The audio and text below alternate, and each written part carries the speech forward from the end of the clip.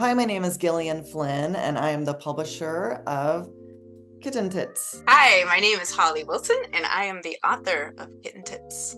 Cannot tell you how psyched I am to get to hang out with you and get to talk about literally one of my favorite books, possibly of all time. So Holly, if you could sum up KITTENTITS in 3 to 4 words, what adjectives would you pick? Fierce, funny, sad, happy, wild. It's wild. It is wild. So it's about a 10-year-old girl named Molly. She's very lonely. She lives not far outside of Chicago. She becomes attached to this woman named Jeanie in her early 20s, who's an ex-con who's just been released from prison, is on parole. She's not a nice person, but she's very badass and cool.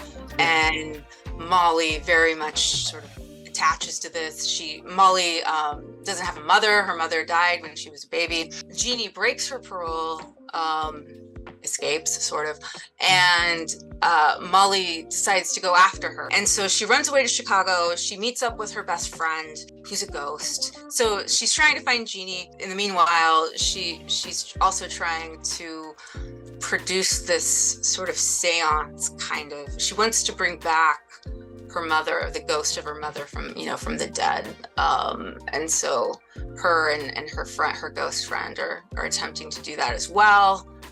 Hijinks ensue.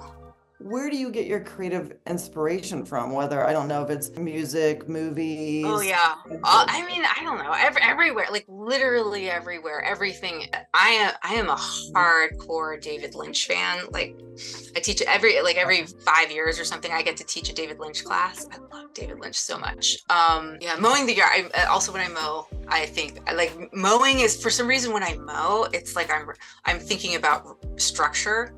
Oh yeah. But when I'm driving, I'm thinking about I don't know why. It's weird.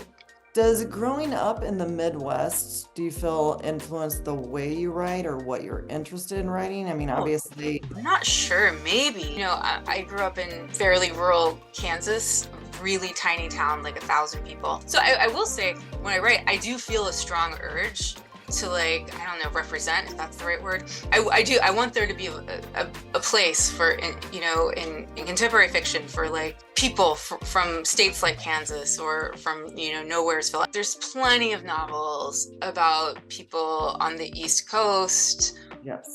Or the West Coast, the South. Yeah, the South has its own thing, right? And the Midwest is a little bit we're flyover, and no one cares about us. We'll have a massive tornado and whatever. Right.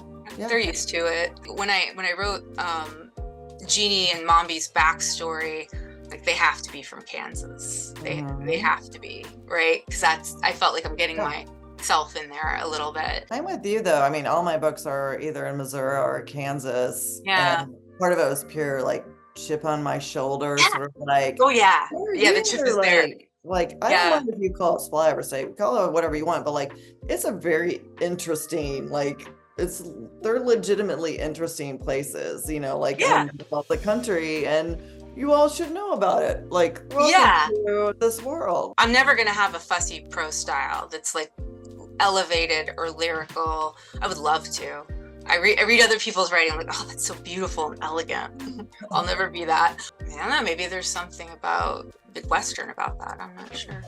Well, it's you and I both thinking that we shouldn't be writers when we were in our 20s, or sort of that's awfully fancy for me to say. Exactly. It's such a special book, and I've been telling people, it reminds me of 2 of my favorite authors, which is Joyce Carol Oates and Joy Williams. It's just feels like you have had the unique experience of being in someone else's world and in a book that only one person in the world could write. Totally self-assured, totally confident, but at the same time feels like this burst of originality, and I was just so happy reading it. So thank you. That makes me so happy. Seriously, because it's a sad, in some ways it's a sad book and there's a lot of grief in it, but I wanted to be alive. Like that's my goal, always my goal is I want the prose to be alive. I want it to feel alive. I want it to have a lot of energy.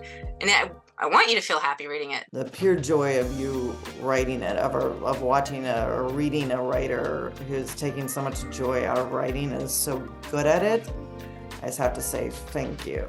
So I would like for everyone to enjoy this amazing book. Like it's just, you're gonna be thrilled. Thrilled is my word.